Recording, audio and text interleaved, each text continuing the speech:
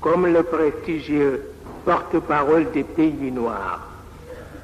Et s'il accorde une importance capitale à ce phénomène du désert, phénomène qui a toujours fourni à l'humanité des héros, des philosophes, des ascètes, des poètes et même des prophètes.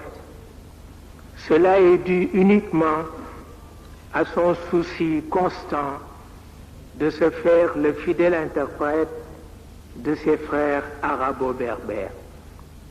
Senghor qui, avec ses amis, a créé le mot, sinon le concept de la négritude, ne pouvait pas ne pas concevoir avec bonheur ce dépassement qui caractérise notre siècle. Et cela pour permettre à notre pays, à notre continent, d'être au moins pour quelque chose dans la vulgarisation des principes dont se réclame la philosophie des complémentarités. D'où le sens, un sens supérieur que les uns et les autres appliquent au terme du dialogue. Avec la négritude, en tant que concept philosophique, en tant qu'idéologie, l'Afrique noire est sur la voie d'inaugurer une forme d'existence nouvelle, fondée essentiellement sur le dialogue. Sur un dialogue où la spéculation stérile et illusoire doit être nécessairement écartée. Il s'agit une fois de plus de laisser le cœur et la raison orienter la langue. Ce magnifique instrument destiné seulement à produire des vérités simples, mais combien convaincantes. Un bout de chair qui alimente la conscience. S'il est pur, c'est tout l'univers qui en devient le symbole. Mais il y a à côté de cette originalité les liens séculaires qui nous attachent aux autres et qui malheureusement exigent que nous soyons à la hauteur de toutes les intrigues qui compliquent tant la vie.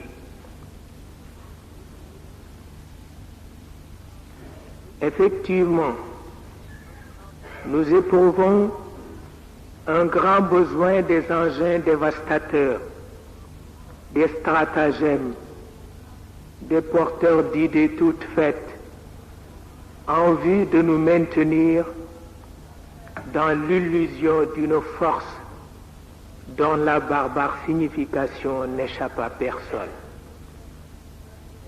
Néanmoins, le dialogue reste pour le négro-africain, dont on devine les dispositions orales, une source de salut, ce qui est plus qu'une seconde nature.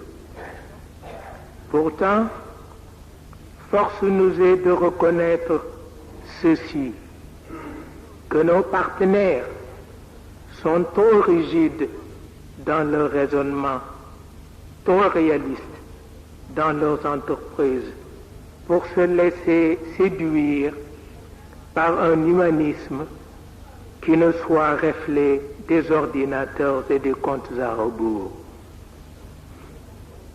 Deux mondes conceptuellement différents, n'est-ce pas, mais qui actuellement s'affrontent à un niveau où seules des concessions sérieuses seraient en mesure de conduire l'un et l'autre à d'heureux résultats. Ni l'authenticité dans sa forme primitive, ni le progressisme déshumanisant ne sauraient y apporter une solution convenable. Ne serait-il pas dangereux pour l'humanité de cautionner le triomphe de la bêtise? Pourquoi s'attarder à de telles précautions? En tant que négro-africains, nous pouvons porter notre foi à l'héritage de nos aïeux, dits en conservateurs. Et en tant que colonisés, un vaste champ de possibilités matérielles nous est proposé, qui poursuit faire l'un et l'autre ne doit comporter aucun danger. Mais c'est là justement le danger dont il faut éviter le débordement. Nous sommes avant tout des hommes et des hommes tout court, c'est-à-dire des êtres vivants, dotés d'intelligence et de savoir-faire. Notre choix a ceci de déterminant qu'il est à la base ou de notre ascension ou de notre chute.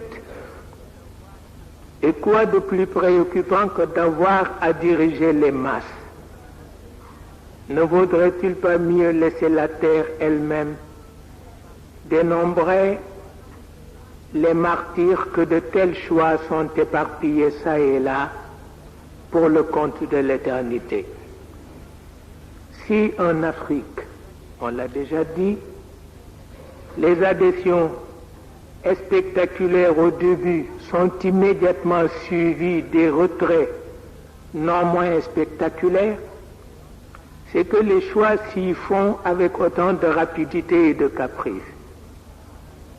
Un manège où la lassitude répandra sûrement son effet de neutralisant. Sayyiduna Muhammad ne trouve la dignité d'un croyant que dans le respect de la parole donnée. Que le plus humble des croyants agisse au nom de la communauté afin que le principe de l'engagement et de la représentation ne soit déformé par la junte des privilèges. Il s'agit d'entourer le dialogue de toutes les garanties imaginables en vue de permettre aux jeunes pays du continent de procéder à un démarrage normal sans un surplus de désordre. Il s'agit de distinguer le dialogue porteur de fruits rémunérateurs et dont le propre est d'assurer la fraternité entre les hommes, du dialogue creux où la suffisance n'a d'égal que la grossièreté. Un sage l'a dit à un homme d'action, même ta colère m'inspire confiance. Cela signifie que même dans la colère, on sent les jeux d'équilibre qui font qu'un homme reste au fond de lui-même juste et grand. La maladresse change parfois de couleur et de condition. Avec l'inculte, elle devient une véritable épidémie à la suite de laquelle la pureté du cœur reste entachée à jamais. Avec le faux intellectuel, c'est l'éternel grondement et des théories sans fondement et des jugements sans valeur. Avec le sous-développé, c'est le règne de la susceptibilité, une rivalité à la mesure d'une conséquence désastreuse. Avec le paternaliste, c'est le classique divisé pour mieux anéantir. C'est n'entendre opérer que pour le compte d'une animalité décelée dans le comportement de certains civilisateurs. Ce que j'appelle la maladresse ici, c'est là une crise dont les répercussions sont beaucoup plus dangereuses que celles de l'apartheid et des guerres coloniales, parce qu'il s'agit d'une crise intime qui aura pour victime des enfants d'une même patrie. Et c'est précisément pour cette raison que les psychanalystes musulmans imputent le geste de Caïn à un sentiment de jalousie amplifié par la maladresse. Si l'on en considère les facteurs évolutifs, l'action de la jeunesse ne saurait s'armer d'une patience analogue à celle des pionniers, la marche du temps ayant été pour ceux-ci ce qu'elle ne pouvait plus être pour cela. Mais à tout seigneur, tout honneur, les pionniers n'ont jamais joui que d'un seul avantage, celui de rester sages durant leur séjour dans les établissements scolaires, alors que les jeunes d'aujourd'hui pulvérisent dans certains pays tous les records d'achat et d'amusement, ce qui justement leur confère le devoir de se montrer raisonnable, et cela dans le sens réaliste du terme. Tout autre bouleversement est synonyme de confusion et même de dégénérescence. Cependant, les jeunes sont là pour vivre la plus belle et la plus magnifique expérience que la nature puisse réserver à un élément de la société. Une expérience qui s'appelle la relève. Être à la fois jeune et responsable, c'est là un don que seule une générosité providentielle est en mesure de mettre à la portée d'un homme. Mahomet, Sayyiduna Muhammad, en a fait la description quand les vétérans, ses vieux compagnons, se sont soulevés contre la désignation de Oussama ibn Zayd, un garçon de 20 ans, comme chef d'une imposante expédition organisée quelques semaines avant la mort du prophète, parce qu'ils se disent des vétérans que l'envoyé de Dieu se voit dans l'obligation de leur trouver des héritiers. Un vieil adage sénégalais l'a confirmé. Écartez votre enfant de ce qui lui est destiné par la nature, vous connaîtrez alors la plus affreuse des morts. Mais qui dit relève dit un certain sens de continuité. Établir un dialogue permanent non seulement avec les vivants mais aussi avec les morts. Tuer les morts, c'est perdre les dernières chances de sa survie. Si les marionnettes s'agitent à travers les cordes au bout desquelles elles sont tristement suspendues, les hommes, eux, ne se sentent en sécurité qu'en resserrant les liens sacrés qui les attachent à leur mort. Avec les uns, cela tient à une volonté purement et simplement humaine. Avec les autres, c'est un signe évident de la puissance des dieux. Sans point de référence, les géants de la terre deviendraient de piètres larves écrasées sous la montagne des incertitudes. Loin d'être un culte, cette reconnaissance se situe au-delà de tout éclat d'une cérémonie mortuaire. Nos morts sont trop majestueux dans leur demeure, trop fiers dans leurs conditions d'outre-tombe pour s'accommoder de nos maladresses et de nos improvisations. Ils préfèrent une pensée à la fois pieuse et active, et qui est autre chose que des incantations. Votre Seigneur n'est ni loin ni sourd, il est là à la hauteur de votre sollicitude, nous dit le prophète Sayyiduna Muhammad. Un de mes amis contestataires m'a parlé l'autre jour de l'aspect agressif du dialogue.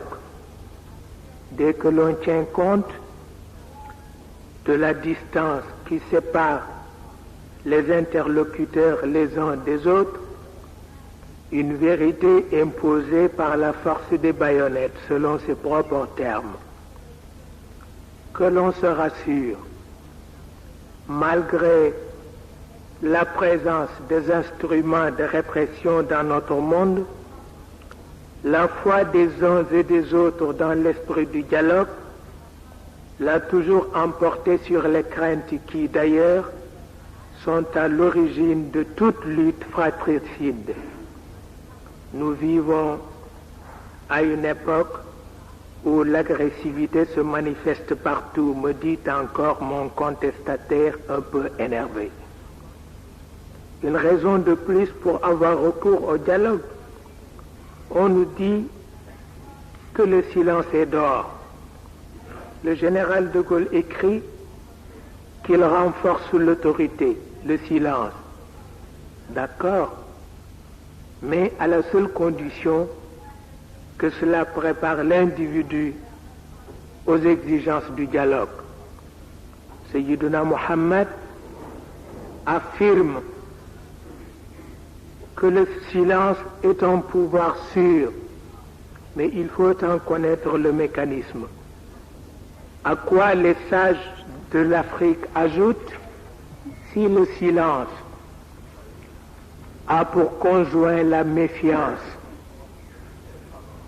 ce sera le prélude d'une naissance atroce, la naissance de cette maudite fille qui a nom haine. Mais il y a aussi l'aspect consultatif du dialogue. Chez les négro-africains, la réussite d'un responsable dépend non seulement de la bonne foi, mais aussi du sens de discernement de son entourage. Les conseils d'un simple chef de carré sont-ils en mesure de cerner et de concerner tous les problèmes que pose la marche et l'organisation de tout un pays? Tout conseil qui ne porte pas en son sein les deux principales vertus de la participation, la maturité et la fidélité, n'est qu'une suggestion sans intérêt, nous dit Serigne Ababacar Sy de Tivaouane. Ceux qui ne cessent de prodiguer des conseils doivent nécessairement appuyer leur patriotisme et leur disponibilité par des actes concrets. Quoi de plus facile que d'être stratège dans les beaux salons du roi? Mais les vrais stratèges se trouvent certainement ailleurs, là où brille la lance des épreuves. Le Coran exige qu'une information soit mise à nu afin d'éviter l'erreur fatale qui consiste à porter atteinte à la dignité des citoyens, à la dignité des innocents. Il y a les informateurs, il y a aussi les menteurs. Savoir choisir entre les deux, c'est savoir administrer. Il n'y a que les complaisants qui se laissent sacrifier sur l'autel des fantaisies. Cette volonté qui fait qu'un guide juste et intelligent puisse prendre des décisions à un niveau restreint. Après quoi, dit le Coran, il s'en remet entre les mains de Dieu. Voyez-vous, je ne retiens que l'esprit des versets. C'est tout ce qui m'intéresse. Foi en Dieu, foi dans le dialogue et dans une action mûrie et organisée selon les grands principes de l'analyse, voilà un fondement sans lequel la politique de la vie et la vie de la politique ne sont que des vains mots. En ce qui concerne toujours certains autres aspects du dialogue, je vous laisse quelques instants avec le chauffeur de taxi, avec le concierge, avec le simple passant qui, dans leur situation respective, éprouvent l'énorme nécessité, une nécessité presque fiévreuse, de vider leur poitrine, d'avoir quelqu'un d'important à leur portée pour lui confier leurs pressentiments, leurs ressentiments et finalement ce que l'on peut considérer comme une prise de conscience chez eux. Vous vous apercevrez alors que malgré une condition sociale précaire, le négro-africain reste toujours fier de son existence, de ce qu'il représente dans son quartier, dans son village et avec ses compagnons. Mais il faut faire attention à ce que ces sentiments ne soient que des manifestations superficielles, car ils risquent, comme l'a dit le prophète, de conduire à de la simple vanité, an-nakhwat al-jahiliya. Dieu n'apprécie que ceux-là même qui, assurément, marchent sur la voie de l'avancement, ce qui n'a rien de compromettant face au principe d'une quelconque tradition orale. Pourquoi les gens ont-ils toujours tendance à confondre les choses? Un professeur du centre hospitalier de Fann m'a demandé un jour pourquoi ces gens-là sont si bavards. Parce qu'ils ne jouissent pas encore de ce privilège qui fait qu'un homme arrive à transformer ses idées en plusieurs signes qu'on couche sur un papier. Il n'arrive pas encore à écrire, et quand on n'écrit pas, dans le cadre d'une société moderne, on ne réfléchit pas bien, et quand on ne réfléchit pas bien, la parole qui autrefois était sacrée devient banale. Mon père disait des gens du Cayor qu'ils n'ont pas encore l'intelligence de leur beau langage et qu'ils ne sont philosophes que pour les autres. Et les tout couleurs, il me dit, les tout couleurs ne sont dangereux que quand ils sont marabouts. Ce caractère difficile, doublé de mysticisme, des méfaits de mysticisme, c'est un mélange dangereux. Les tout couleurs ne sont dangereux que quand ils sont marabouts. Cela veut dire que tous les tout couleurs sont dangereux, parce que tous les tout couleurs sont marabouts.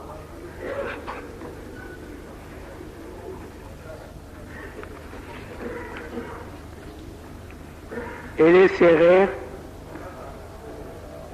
ils méditent un peu pour répondre finalement. Ils ne sont pas des traîtres. Et s'il leur arrive un jour de tricher, parce que sincèrement ils trichent parfois, c'est par pure candeur. Et les lébous, ceux-là se méfient de tout le monde. Ils sont méfiants. C'est normal. Et pourtant, je suis membre de leur société secrète. Et les autres, il a parlé de tout le monde. Les enfants du Saloum, les Ndjambour, tout le monde. Voyez-vous, la culture n'est qu'une question de recherche, d'expérience. C'est surtout une question d'amour. Si on n'aime pas, on ne découvre rien. Si la plupart des théoriciens insistent sur l'opportunité de procurer au dialogue la place qui de droit lui revient dans le concert des grandes philosophies, il n'en est pas moins pressant d'assurer à toute valeur une audience universelle, en lui donnant ainsi un contenu nécessairement reconnu par tous, ce qui est loin de présager la disparition des spécificités voulues et parfois même imposées par la nature. Quelqu'un l'a déjà dit ici même, au moment du festival, on peut s'interroger sur l'avenir de tout ce que chacun possède d'original et de distinct. Mais face à cette particularité, il y a l'élan universaliste des valeurs dont la tendance dominante est de vouloir emporter avec lui et les digues et les barrières qui ont toujours maintenu la spécificité dans son cadre initial. Car une valeur n'est valeur que quand elle est évaluée selon les normes d'une société consciente et volontairement progressiste. Se contenter de ce que l'on a est trop ordinaire pour se justifier devant l'admirable principe de ce que l'on veut. Si nous nous plaisons à créer pour le compte d'un pays ou d'un nationalisme déterminé, si nous nous plaisons à créer des Mahalia Jackson, des Michel-Ange, des Mozart et même des Aznavour, il n'en est pas moins honnête, par temps réaliste, de ne pas succomber à une tentation de facilité. Il y a ceux dont le nom est directement attaché à l'histoire et ceux dont malheureusement l'identité se confond souvent avec la pire des comédies. Il ne suffit pas de créer comme un forcené pour être l'émule, le prolongement ouest-africain d'un James Brown. Au moment où les arts atteignent un sommet digne de la race humaine, il serait vraiment catastrophique d'en faire, au nom de la négritude, un élément de recul. Parfois, et pour alléger le poids de mon inquiétude, je préfère purement et simplement m'abstenir quand il y a présentation de certains films, de certaines pièces théâtrales.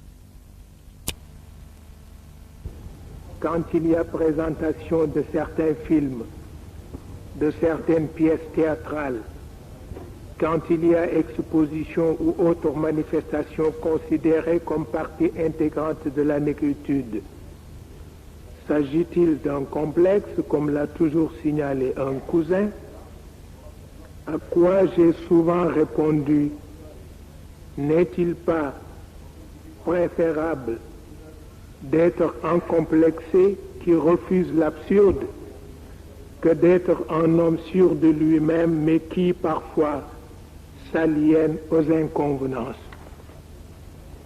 Cela tient à ce qu'on appelle le sommeil de lézard. Celui-ci, une fois les yeux fermés, croit que le monde entier se trouve dans l'impossibilité d'y voir clair. C'est plus que de l'égoïsme, c'est de la pure duplicité. J'ai eu souvent l'occasion d'écouter et de lire le président Senghor. Et j'ai le sentiment que, pour lui, la notion de recherche doit obligatoirement conduire à des remèdes et non à un mimétisme. Mon père me disait un jour que la conquête finale d'un sommet quelconque, cela provoque chez l'individu deux réactions différentes. Celle de résister encore à l'assaut des vertiges qui inévitablement en résulterait, et celle de vouloir monter toujours plus haut. Cette situation ne peut être évitée que grâce à la sagesse de redescendre un peu. C'est là le sens que Senghor donne à ce petit recul où bon nombre des évolutionnistes voient un signe de régression. Il s'agit d'effectuer un pèlerinage aux mêmes endroits où la complicité des dieux et des ancêtres fait l'objet d'une commune bénédiction. Senghor refuse et a toujours refusé de concevoir un divorce entre la négritude et les exigences de la culture universelle. Son fameux principe d'enracinement n'a d'autre source que cela. Pour ceux qui ne comprennent pas, l'enracinement reste une attitude définitive à laquelle on s'accroche en écartant ainsi toute autre volonté de recherche, volonté sans laquelle il n'y a ni découverte ni progrès. Nous l'admettons bien sûr, entre l'enracinement et l'élan moderniste des sociétés présentes, il y a un passage difficile, un passage où l'âme se voit souvent bafouée, où le cœur se sent martyrisé et où l'élément biologique apparaît comme une carcasse bourrée de 1000 corps sans anticorps. Mais notre Premier ministre me dit que, pour éviter de tomber dans un labyrinthe, mieux vaut ne pas toujours accorder la priorité à la lettre. Je suis entièrement d'accord sur cette réflexion. En effet, l'esprit assisté dans ses tourments peut aller plus vite et plus loin que la matière. Mais les malheurs et qu'il ne dispose pas encore des moyens d'expression adéquats à l'édition de ces découvertes. C'est peut-être là une grâce qui le met à l'abri des curiosités malsaines, car il y a des découvertes qui résisteraient mal à la cruauté et aux manières fantaisistes de ceux qui se disent chercheurs, alors qu'à vrai dire, ils ne sont que des comploteurs. Jean-Jacques Rousseau est de cet avis. L'esprit a toujours considéré la fiction, même moralisante, comme une source de mensonges, ce qui est à la base de sa décontenance et de ses errements. Cela signifie-t-il que l'homme est appelé à vivre loin de toute fiction? Après tout, ne sommes-nous pas tous plus ou moins des menteurs accrédités? Serigne Alioune Gueye de Tivaouane nous dit que le mensonge commence là où doit entrer en vigueur une promesse tendant à faire taire un enfant qui crie « Calme-toi et je t'apporterai la lune ». Mon père lui répond « L'essentiel est qu'il se taise, car la lune est toujours là à la portée de tous ». Il n'y a donc ni réalité ni fiction. Seul le résultat compte. Mais Serigne Alioune, dont on connaît la rigidité dans ce domaine, souligne la forme plus ou moins utopique d'une telle proposition. Spéculation dialectique, aurait dit un marxiste. Il reste à trouver une logique appropriée à la propagation d'une vérité agissante et profondément humaine. C'est ce que s'efforcent de réaliser nos apôtres, les apôtres de la négritude. L'on sait que les Chinois s'enorgueillissent d'une chose, qu'ils ont découvert un système de pensée ayant le propre de faire d'un valet un porteur de bonnes nouvelles, un propagateur dont le rôle est de s'interposer en médiateur chaque fois que les circonstances l'exigent. Il suffit de se comporter en tant que tel, de considérer sa présence sous le toit du maître comme une embarcation de sauvetage, embarcation mise à la disposition de ces diminués de la nature que sont les bourgeois. En étant homme, on est plus fort que le roi, semble dire cette noble philosophie. L'adage est, lui, typiquement sénégalais.